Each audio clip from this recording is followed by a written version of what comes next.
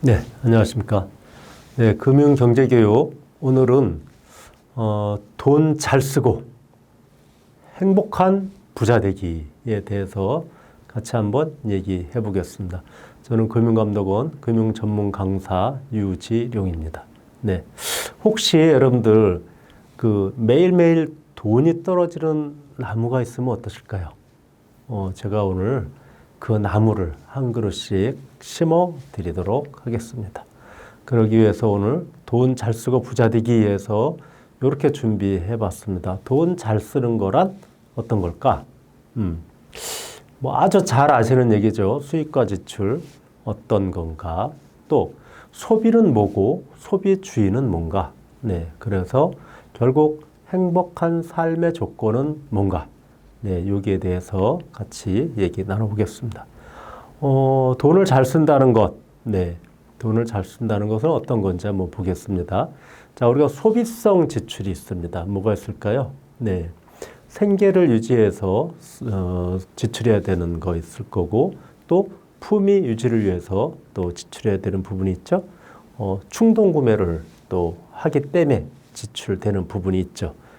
그래서 일단 크게 보면 이렇게 세 가지를 소비성 지출로 구분을 해봤습니다. 그 다음에 자본적 지출이 또 있습니다. 아까 소비성 지출이었고, 그러면 어떤 걸 자본적 지출이라 하나 보겠습니다. 우선 자기 개발을 위해서 사용되는 지출되는 부분이 있을 거고, 또 교류를 위해서 지출되는 부분이 있겠죠. 그 다음에 기부를 위해서 지출하는 부분이 있고, 그래서 요거를 우리가 자본적 지출이다 이렇게 봅니다. 자, 그러면 아까 소비성 지출과 자본적 지출에서 어느 쪽에 돈을 쓰는 게 잘 쓰는 걸까요? 네, 우리가 보통 지출을 줄이자 하면 소비성 지출에서 줄이는 게 좋을까요? 아니면 자본적 지출에서 줄이는 게 좋을까요? 네, 저는 그렇게 생각합니다. 아무리 줄인다 하더라도 이 자본적 지출은 절대로 줄이면 안 된다. 네, 자본적 지출, 즉 자기개발, 교류, 기부 이쪽에서는 줄이면 안 된다. 그럼 어디서 줄여야 될까요? 네, 소비성 지출에서 줄이는 것이 돈을 잘 쓰는 거라고 생각이 됩니다. 네, 그래서 나무꾼 사례 옛날에 있었죠. 열심히 어떤 나무꾼은 쉬지 않고 아침부터 저녁까지 그냥 잘 들지도 않는 도끼 가지고 나무만 열심히 베는데 또 한 나무꾼은 그늘에 앉아서 여유 있게 도끼 날도 갈고 휴식 충분히 취하면서 그렇게 나무를 뱄는데 결국 결과를 보면 그늘에서 쉬면서 도끼 날을 잘 갈면서 어느 나무는 어디를 공략을 하고 어떤 방향으로 쓰러뜨려야 되고 어떻게 뉘어놔야 옮기기가 쉽고 그런 거를 잘 생각을 하면서 나무를 한 사람이 아침부터 저녁까지 열심히 도끼질만 한 나무꾼보다는 훨씬 더 많은 나무를 베었더라. 그런 사례가 있었죠. 네. 그리고 교류를 많이 한다는 것은 결국 내가 갖고 있는 현금이라든가 부동산이라든가 이것만이 내 자산은 아닌 거죠. 결국은 교류를 통해서 신용 자산을 증대하는 것도 굉장히 큰 자본을 쌓는 거라고 생각이 됩니다. 그 다음에 결국은 우리가 돈을 쓴다는 것은 행복 바이러스를 전파시키는 게 가장 좋겠죠. 그거는 바로 기부를 통해서 이루어질 수 있습니다. 그 다음에 미래지출이라고 제가 표현을 했는데 미래지출에는 뭐가 있을까요? 일반적으로 저희가 저축하면 어린아이나 청년이나 어른들이나 누구나 저축하면 못 쓰는 돈이요, 쓰면 안 되는 돈이요, 이렇게 생각들을 많이 하셔요. 사실은 저축도 지출이죠. 지출인데 단지 시기를 지금 쓰는 게 아니고 미래에 지금보다 훨씬 더 중요하고 가치 있는 일에 쓰기 위해서 지출을 잠시 보류해 놓은 것, 우리가 이것을 짧게 저축이라고 부를 뿐입니다. 네, 그 다음에 투자가 지출이에요. 네, 투자도 마찬가지로 미래의 지출입니다. 미래에 사용하기 위해서 조금 더 지금 쓰면 없어지는 돈이죠. 하지만 지금 안 쓰는 돈이기 때문에 이 돈을 조금 더 증식시킬 수 있는 수단으로 사용할 수 있는 거죠. 네, 또 하나 뭐가 있죠? 네, 보험. 보험 여러 가지 기능이 있는데 그건 또 조금 이따 보기로 하겠습니다. 자, 이 원이 요 안에 원이 네, 똑같은 원이죠. 똑같은 원인데 왼쪽에 있는 원이 더 커 보일까요? 오른쪽에 있는 원이 더 커 보일까요? 네.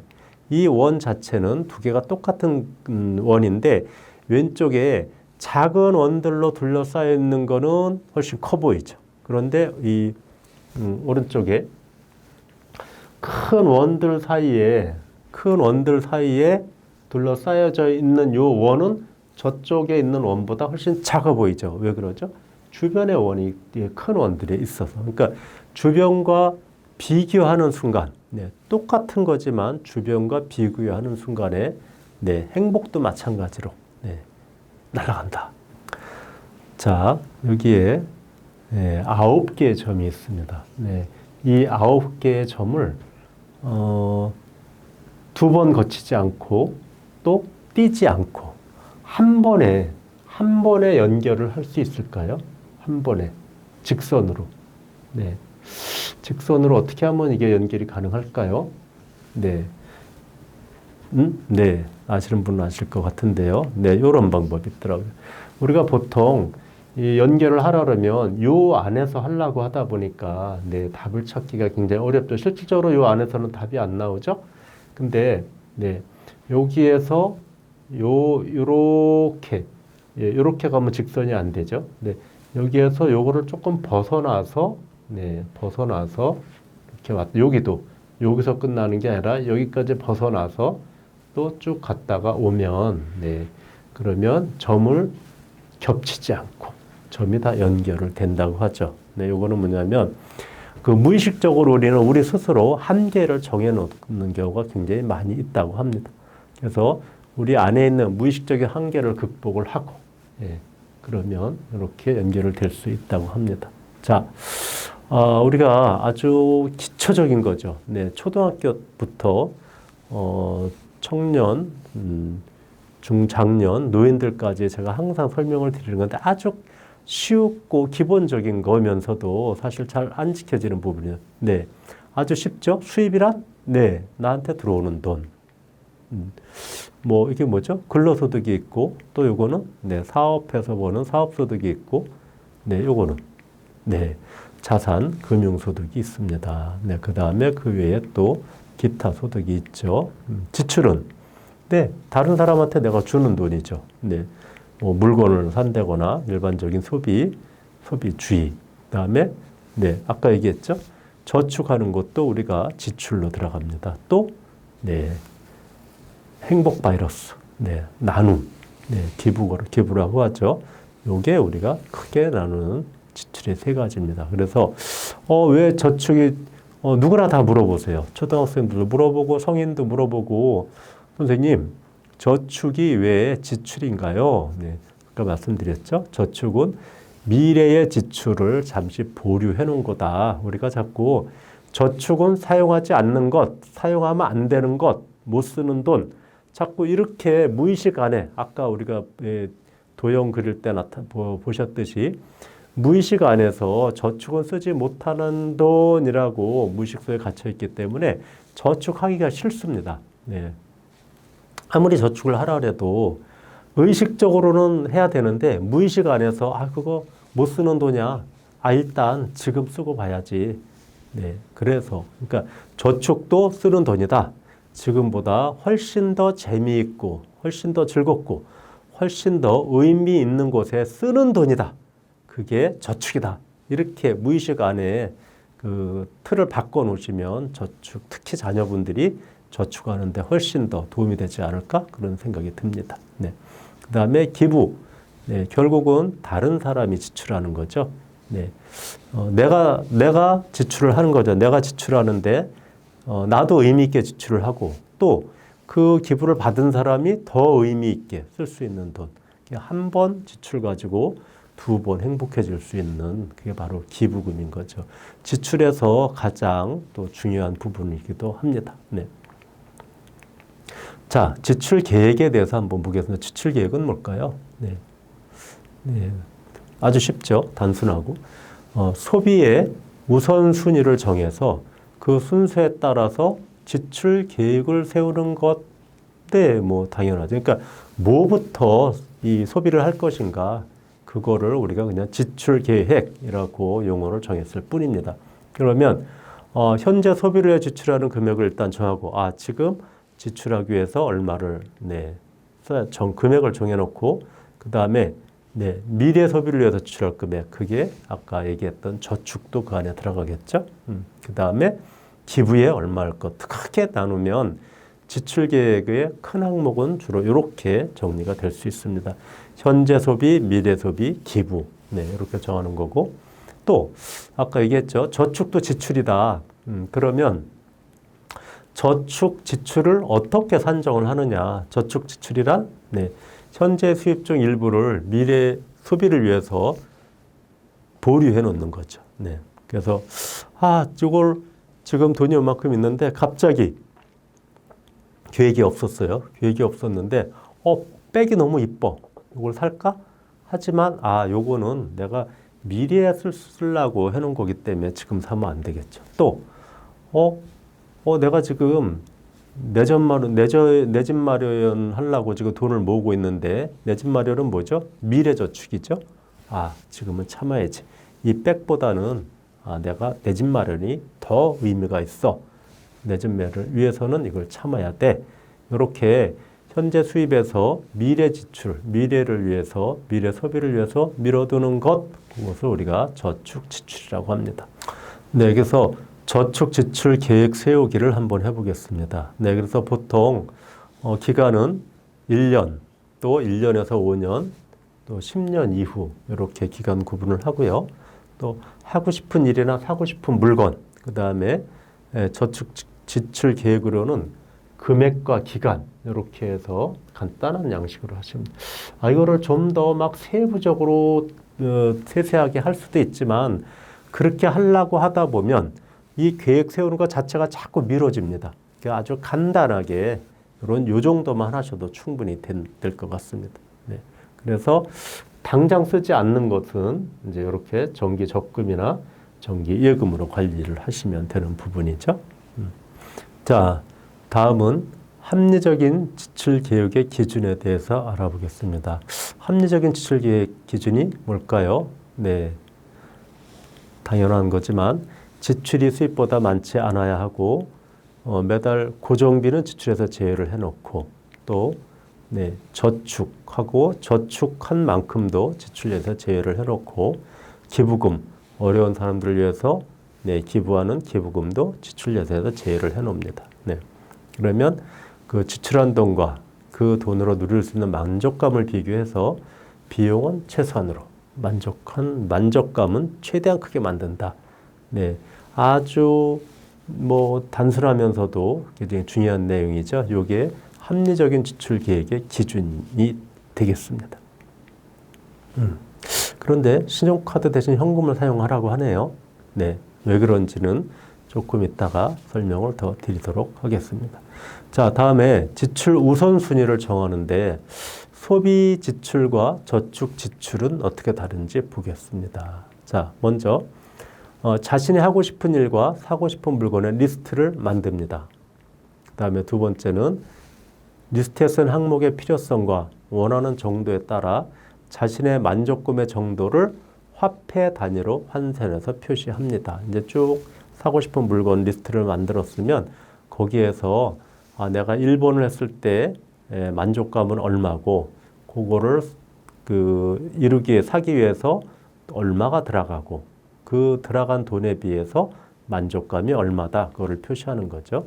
그러면 각 리스트마다 1번, 2번, 3번, 4번, 5번에 들어가는 그 금액이 있을 거고 화폐 금액이 있을 거고 금액 따른 또 옆에 만족감이 있을 거죠. 이거는 10,000원이 들어가는데 만족감은 뭐 5인데 요거는 5,000원이 들어가는데 만족감은 10이다.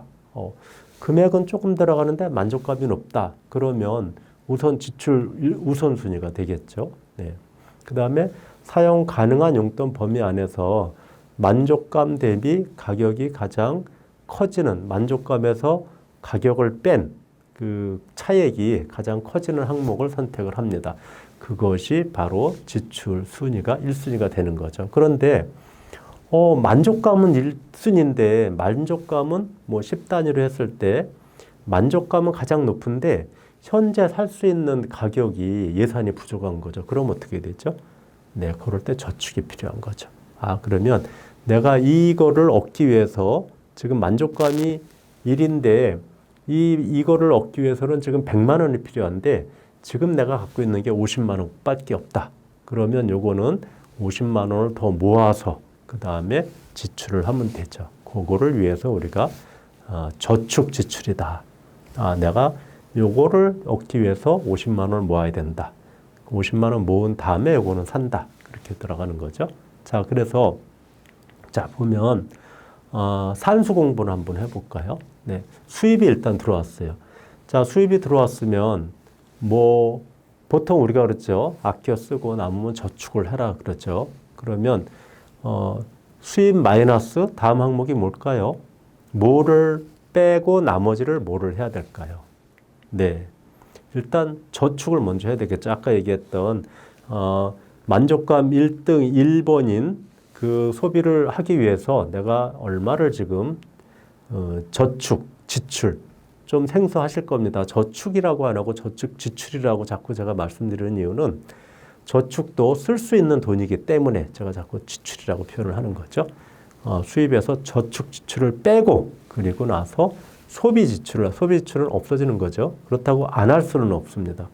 하지만 아까 얘기했던 자본적 지출이 아닌 이 소비 지출은 줄일 수 있는 부분이 유일한 줄일 수 있는 부분이기 때문에 그래서 수입에서 저축 지출을 먼저 빼고 나머지를 소비하는 그런 계획을 세워야 된다. 그렇죠? 자, 다음은 수입과 수익의 차이에 대해서 좀 알아보겠습니다. 수입은 뭐죠? 네. 수입은 총 수입이라고 그러죠. 그러니까 여기에는 재세금, 재경비, 그 다음에 요거를 빼고 실제로 쓰는 가처분 소득, 이거 전체를 합친 것, 그걸 수입이라고 합니다. 예를 들어서 우리가 연봉이 1억이다. 네, 그럼 1억 전체가 수입인 거죠. 대신 수익, 우리가 가처분 소득이라고 하죠. 여기에는 연봉 1억에서 세금, 각종 세금 내는 게 있죠. 세금 빼고, 사대보험 빼고, 기타 재경비 빼고, 내가 쓸 수 있는 돈, 그게 수익인 거죠. 예를 들어서 연봉이 1억이다. 그러면 수익은 얼마나 될까요? 1억을 연봉을 받는 사람이 1년 동안에 쓸 수 있는 돈은 얼마일까요? 1억일까요? 네. 1억을 연봉을 받는 분들이 1년에 쓸 수 있는 돈은 거의 한 6, 7천 정도? 네. 제 경험에 의하면 왜냐하면 세금 빼고 사대보험 빼고 그 안에서 여러 가지들 자동으로 빠지고 나오는 부분들 뭐 퇴직연금도 빼고 의료보험도 거기서 빠져야 되고 그렇게 한다고 보면 거의 한 30%, 30% 정도는 공제가 되는 것 같아요. 그러면 연봉을 1억 받는 분이 쓸 수 있는 돈, 가처분 소득은 약 6천이나 7천 정도 되는 거죠. 근데 우리는 어떻게 돼요? 연봉 1억 받는 분은 얼마 쓰나요? 나 연봉 1억이니까 최소한 뭐 8, 9천 원 써도 되지. 다시 얘기하면 나 연봉이 3천이니까 뭐 3천 범위 내에서 쓰면 되지.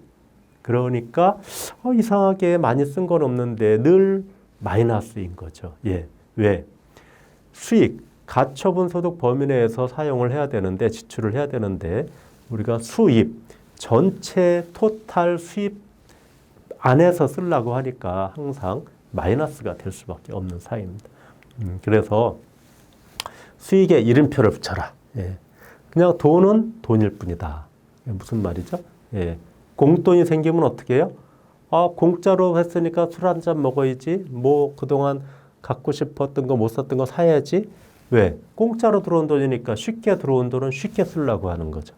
하지만 공짜로 들어왔네. 어디로 간다? 네, 바로 미래 지출로 가는 거죠. 그래야 공돈이 들어온 보람이 있는 거죠. 그래서 인간의 본능은 돈의 출처와 용도를 따지려는 인간의 본능이 있답니다. 예, 출처와 용도. 예, 그래서 쉽게 들어온 돈은 쉽게 쓰려고 하는 그런 인간의 본능이 있다고 합니다. 예, 그래서 보이지 않는 소득에도 이름표를 붙여서 요거는 공돈으로 들어왔지만 그러면 요거는 내가 뭐 내 노후 자금으로 쓴다든가 아니면 자녀 교육 자금으로 쓴다든가 이렇게 특별한 일에 쓰도록 이름표를 붙여놔서 쉽게 들어온 돈이 쉽게 나가지 않도록 그렇게 관리하는 것도 좋은 방법인 것 같습니다.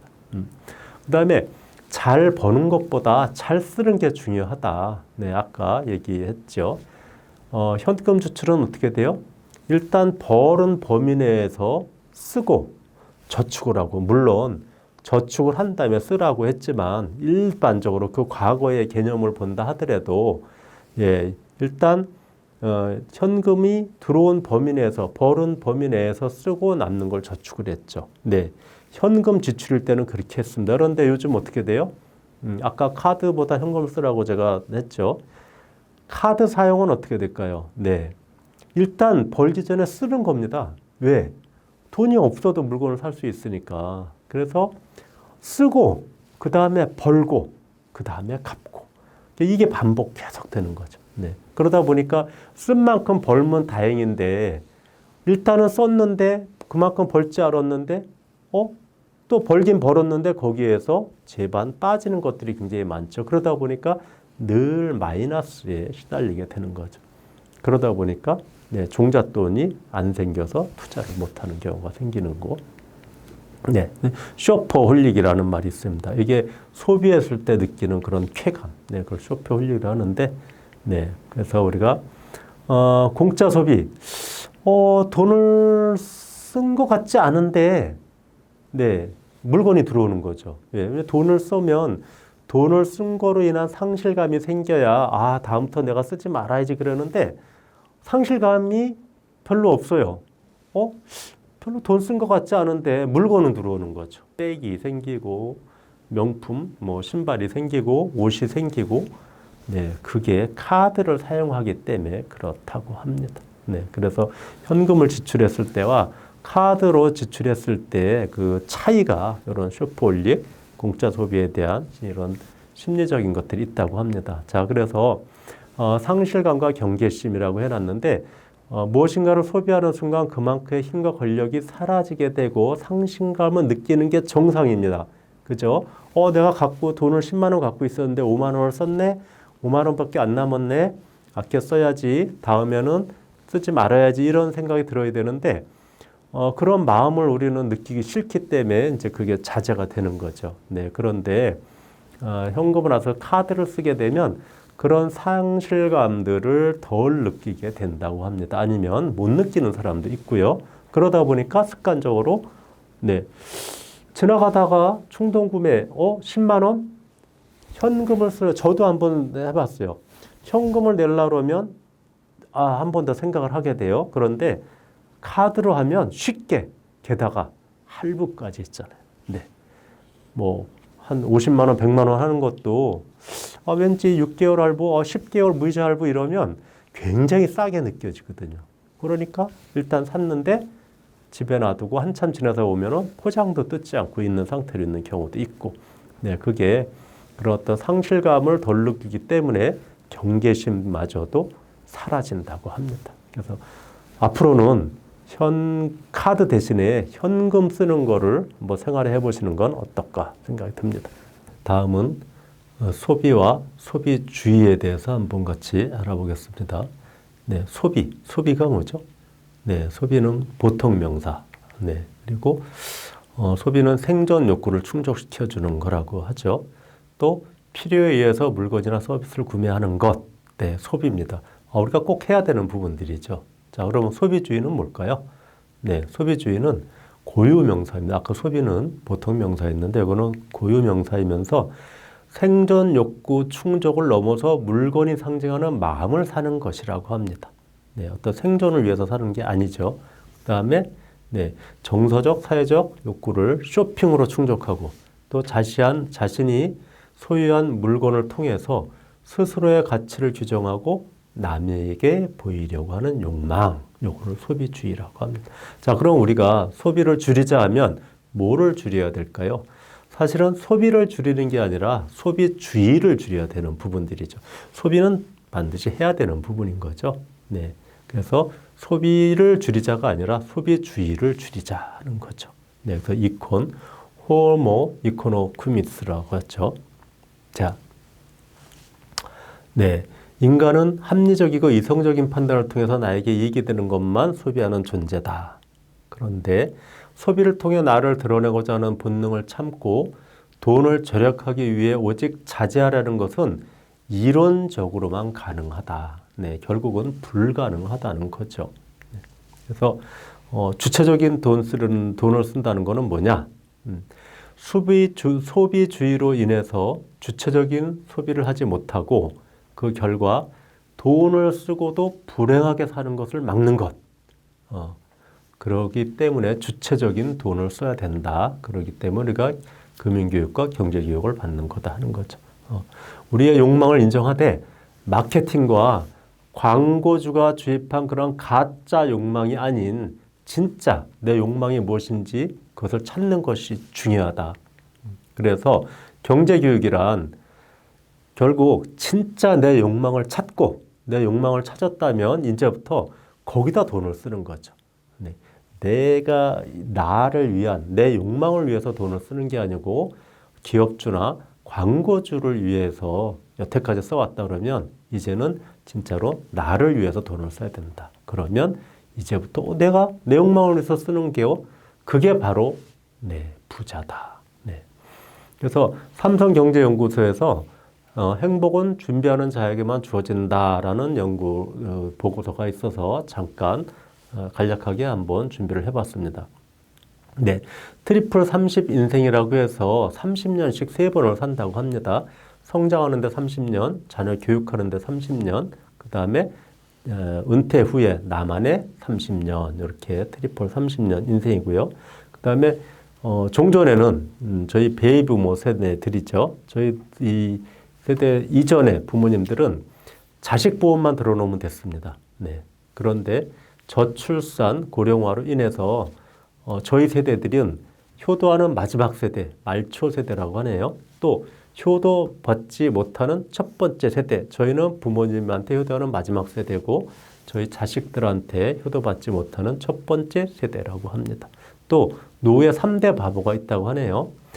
휴가 가려고 다 잡아놨는데 갑자기 손주가 왔다고 나 손주 와서 오늘 휴가 못 가. 그러는 사람들. 네. 또 나는 일찌감치 자녀들한테 재산 다 나눠줬어. 그리고 자녀들한테 용돈 받아서 써. 네, 요즘도 그런 분들이 있을까요? 전에는 많았죠.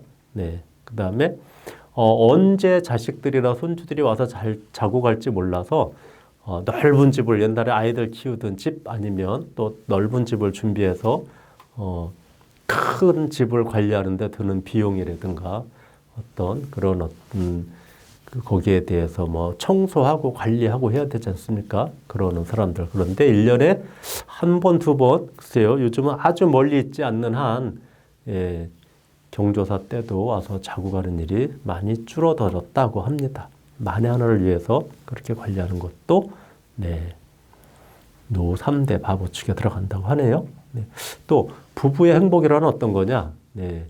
부모는 있는데 부부는 없다. 네. 부모는 있는데 부부관계가 그렇게 좋지 않은 거죠. 또 부부의 가치, 행복한 부부일수록 부자가 될 수 있다.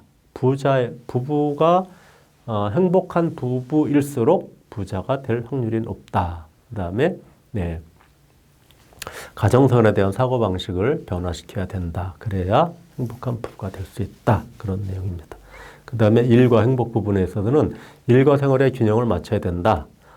특히 남자들이 퇴직하고 나서 가정으로 갈라 그랬더니 내가 들어갈 가정에 자리가 없더라.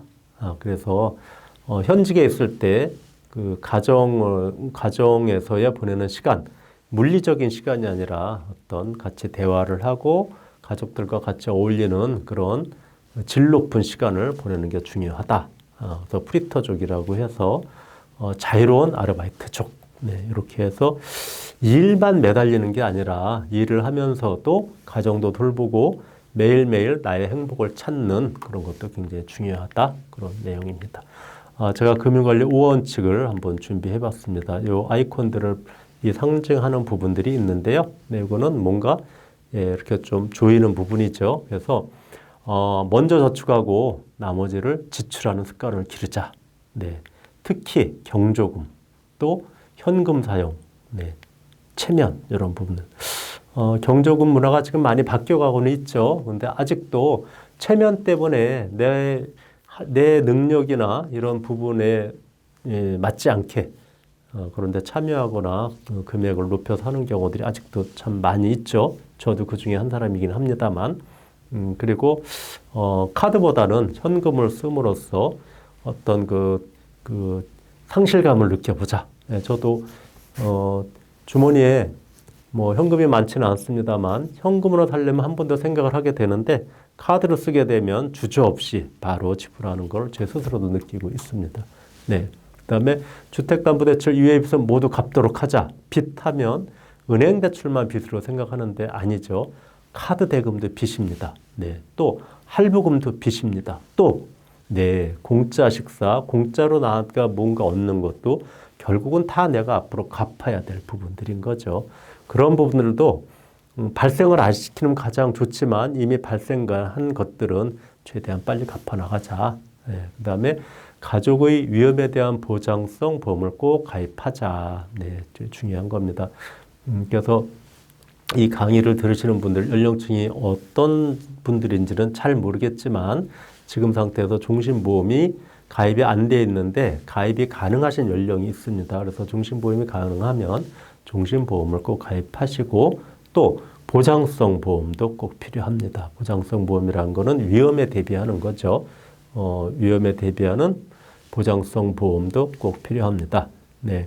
이거는 그 보험은 투자 수단이 아닙니다. 투자 수단은 조금 이따 말씀드리기로 하고 어떤 그런 갑작스러운 사고라든가 그 리스크에 대비하기 위해서 하는 보험을 가입하자. 우리는 의료보험 제도가 참 잘 되어 있습니다. 그래도 어떤 큰 질병에 닥쳤을 때 또 큰 돈이, 목돈이 들어가야 되기 때문에 적절한 실비보험도 필요하다고 생각이 됩니다. 그 다음에 은퇴를 위한 저축을 하자. 네. 특히 연금 굉장히 중요합니다. 연금은 뭐 빨리 가입할수록 아주 젊어서 가입할수록 적은 금액으로 많은 금액을 준비할 수 있기 때문에 만약에 지금 없다 그러면 바로 오늘부터라도 연금을 가입하시면 좋겠습니다. 그 다음에 아까 소비와 소비주의가 있었다시피 소비 중에 하나가 자기개발이죠. 자기개발을 위한 돈은 절대 아끼지 말자. 아니면 반드시 지출을 하자. 이 부분은 늘리면 늘렸지 현재보다 절대 줄이지 말자 하는 게 제 생각입니다. 또 그러면서 항상 기부를 함으로써 기부는 한 번의 지출로 네, 두 번, 세 번의 혜택을 어떤 만족감을 누릴 수 있는 부분들이죠. 내가 한번 기부를 할 때 만족감을 느끼고 그 기부를 받은 사람이 또 그 받은 사람이 사용할 때 또 만족감을 느낄 수 있는 선진국으로 갈수록 기부 문화는 점점 더 발전하는 것 같습니다. 그 다음에 통장 나누기와 분산 투자를 하자. 네, 그래서 분산 투자 중에서 우리가 아까 간접 투자를 하자, 펀드를 하는 걸로 제가 많이 말씀을 드렸는데 장기적으로 특히 자녀를 위해서든가 그런 어떤 유산 측면에서는 잘 아는 회사의 주식을 조금씩 나눠서 보유하는 것도 좋습니다. 일희일비 조금 올랐다고 팔고 사고 팔고를 반복하는 게 아니고 아주 안정된 회사의 그 주식을 장기적으로 보고 조금씩 가지고 보유하시는 것도 굉장히 좋다고 생각이 됩니다. 그리고 분산 투자의 대표적인 거 펀드죠. 네, 나는 기존에 한 번도 성공한 적이 없어. 그래서 안 하시는 분들 제가 많이 봤는데 그거는 펀드를 잘 몰랐을 때 얘기고 이제는 금융교육을 받으셨고 이제 금융에 대해서 새로운 시각을 가지셨기 때문에 요거는 펀드 원칙만 잘 지키면 된다. 투자 원칙만 잘 지키면 나머지는 전문가가 알아서 해준다. 그래서 그 간접 투자 원칙만 잘 준수하시면 성공하실 거로 생각이 됩니다. 네. 부동산도 현재 갖고 계신 것도 좋고 앞으로 뭔가 어떤 사업을 하길 원하신다면 네, 사회사업도 좋고 네, 부동산 투자도 같이 이렇게 나눠서 분산 투자하시는 것도 좋을 것 같습니다. 그럼 현재 내 자산은 얼마나 될까? 네, 한번 계산해 보기로 했습니다.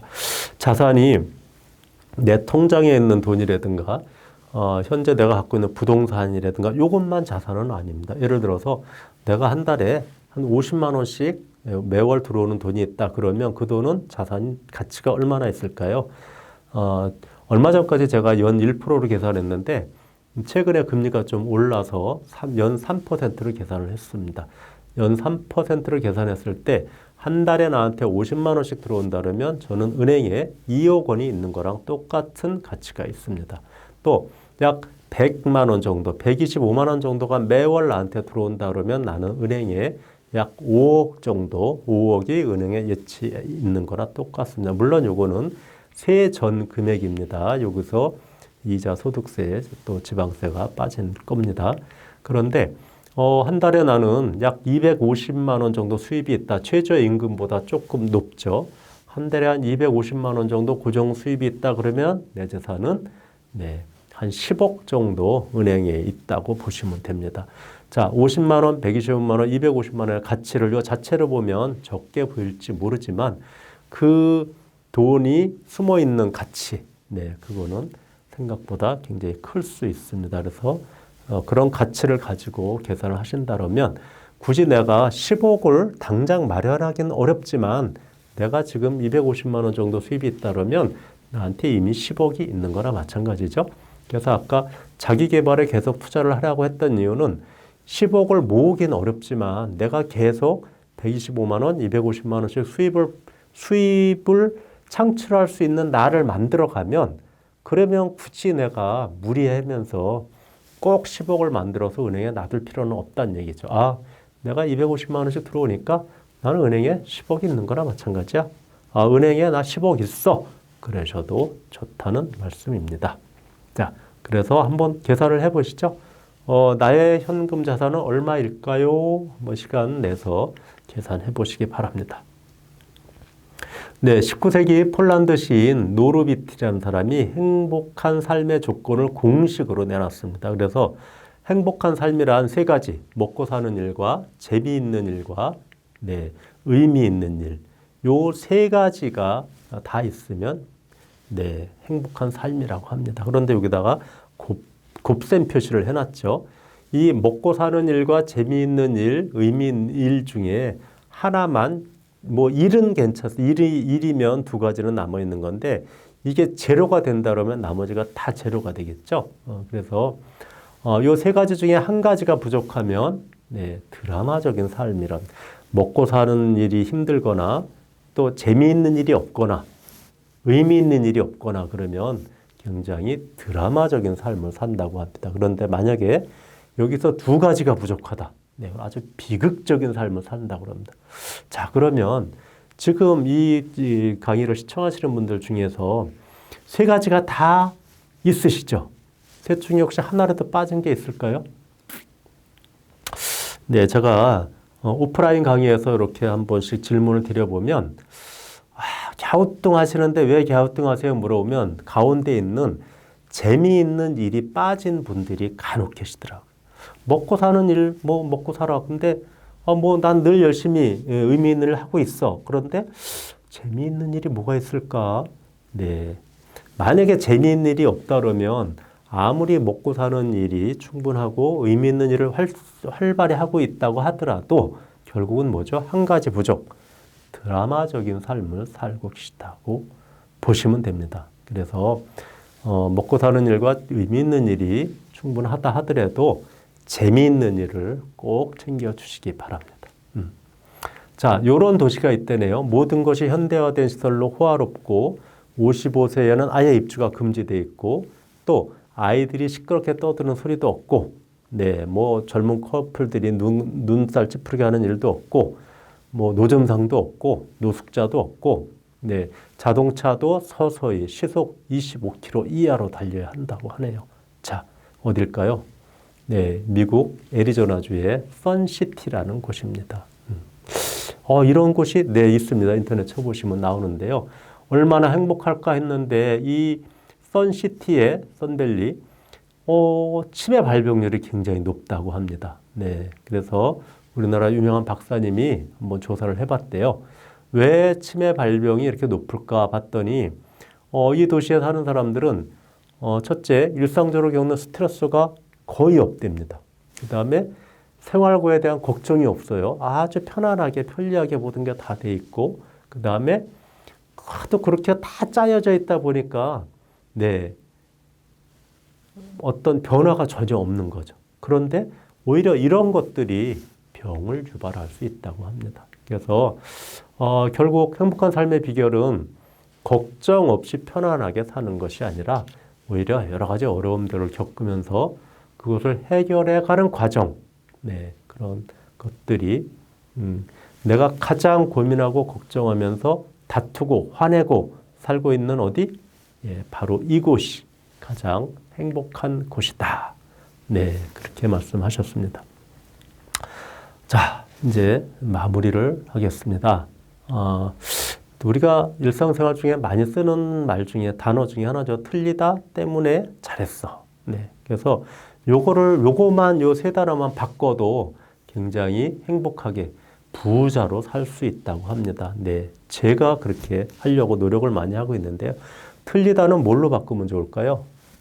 네, 다르다라고 그러죠. 요즘은 학교에서 아이들 시험 문제에도 저희 때는 다음 중 틀린 것을 고르시오 이렇게 많이 했었죠. 근데 요즘은 틀리다는 말을 학교에서도 안 쓰는 것 같아요. 다른 것을 고르시오 이렇게 돼 있죠. 틀리다와 다르다는 네, 굉장히 다르다. 제가 왜 경제교육에서 이 얘기를 하냐면 특히 어떤 투자라든가 자금 관리 측면에서 말씀을 드리면 아유 나는 틀렸어. 나는 한번 실패해서 나하고는 안 맞아. 네. 근데 그거는 그동안은 몰랐기 때문에 달랐던 거죠. 몰랐던 부분을 이제 알았으니까 이제 다시 시도를 해볼 수 있을 것 같습니다. 해보시면 좋을 것 같고요. 그다음에 때문에 대신에 덕분에 그때 내가 실패한 덕분에 그래서 내가 이 강의를 다시 듣게 됐어. 도대체 나는 왜 안 될까? 그거를 확인하려는 마음 덕분에 이 강의를 듣게 됐어. 이 강의를 든 덕분에 내가 노후 준비를 하게 됐어. 네, 부자가 될 마음을 먹었어. 네, 이렇게 하면 좋으실 것 같아요. 그래서 잘했어도 좋은 말인 것 같지만 잘했어보다는 잘했어 못했어 하는 평가하는 그런 어떤 그 의미가 그 안에 내포되어 있다고 하네요. 그래서 잘했어라는 말 대신에 고마워라고 쓰는 게 훨씬 나한테도 좋고 듣는 상대방한테도 네, 훨씬 좋다고 합니다. 네. 자, 결국은 돈으로부터 자유로워지는 최선의 방법은 어떤 게 있을까요? 네. 저는 그렇게 생각합니다. 돈을 자유롭게 놓아주자. 돈을 붙잡아 두지 말자. 돈이 일을 하게 만들어주자. 결국은 돈이 돈을 벌게 해주자. 네. 그것이 우리가 부자로 살 수 있는 내 인생을 내가 주인으로 살 수 있는 가장 좋은 방법이 아닌가 그렇게 생각이 됩니다. 네, 4차 시 동안 열심히 들어주시고 네, 경청해 주셔서 감사합니다. 여러분 모두 행복한 부자가 되시고 내 인생의 주인으로서 자유로운 삶을 사시는 분들이 되시기를 바라겠습니다. 감사합니다.